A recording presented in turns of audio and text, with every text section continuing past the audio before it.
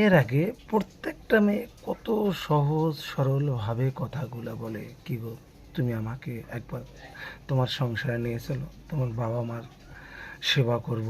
তারপর তেতাও যখন মনে হলেন না তুমি, তখন ছেলেরা বলে আমাকে ইনকাম করতে পারছি না, কি করে তোমাকে রাখবো, তখন বলে আমার যদি তুমি যা কাছে দুজনে সব কিছু ভাগ করে খাবো, যদি একটা পরোটি পাও তাও দুজনে ভাগ করে খাবো।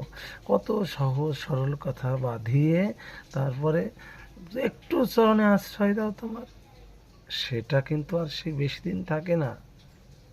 আগে তোমাদের বলছি যে 15টি ভাগ চরণে আশ্রয়ে সেটা বেশি দিন থাকে না। ওসব প্রলোভনে না পড়ে আগে নিজের পায়ে দাঁড়াও, তারপরে বিয়ে করার চিন্তা করো। নইলে ওই একটাই জায়গা, ফ্যানে একটা ন্যাকা দিয়ে গলায় ঝুলতে হবে। হুম, এরকম ভুল জীবনে করো না।